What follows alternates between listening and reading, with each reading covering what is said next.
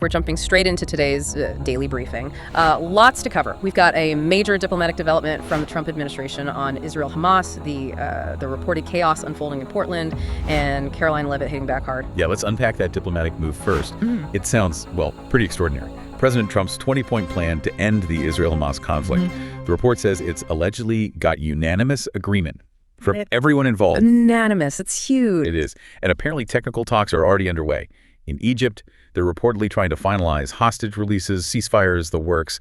It suggests, really swift progress toward maybe some lasting peace there. Yeah. Quite something. Absolutely. Okay, shifting gears then, domestically. Portland, the briefing details a reported surge in violent crime, nightly gun violence just plaguing the city. And Press Secretary Leavitt pointed out that partisan Democrat officials seem to be, well, downplaying it. Right, which leads straight into that clash mentioned in the briefing. Leavitt apparently went right after CNN's Caitlin Collins, basically accused her of using biased sources, not the ground truth. Leavitt's point was pretty sharp.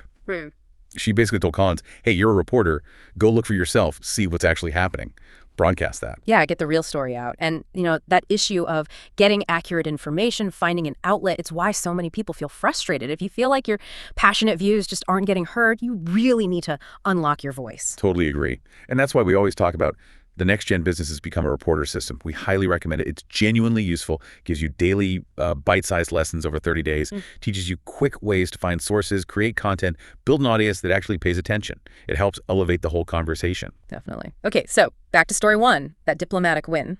Leavitt called the 20-point framework truly remarkable. And what really stands out, like you said, is that all sides allegedly agree the war has to end. This isn't just a pause, it's a blueprint. Exactly. It's the structure.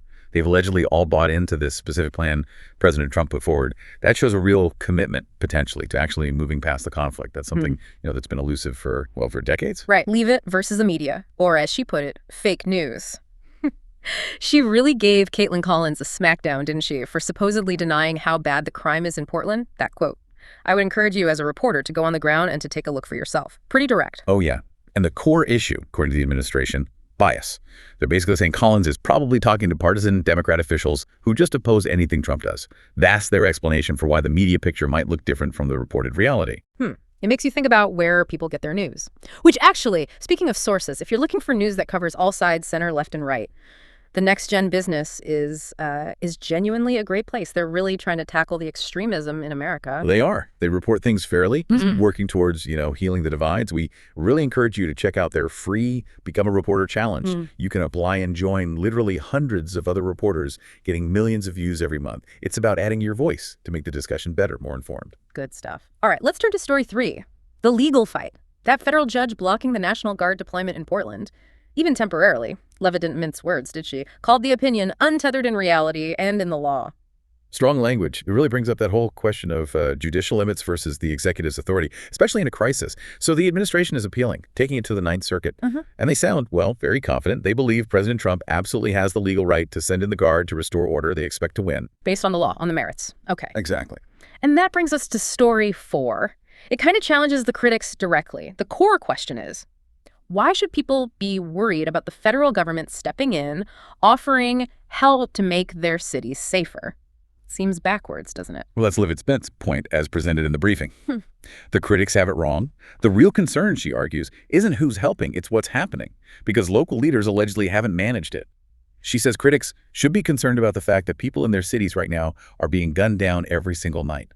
That puts the focus squarely on the alleged failure of local control. Yeah, powerful point to end on. Look, if you appreciate this kind of focused conversation, getting into the details behind the headlines, we hope you'll join us. Please do. Subscribe, like the video, or if you're listening on Spotify or another platform, rate the show. It genuinely helps us broaden the discourse in the country, reach more people, and ultimately, future generations deserve a better, safer America. That drive for stability, here and abroad, really seems to be the theme today.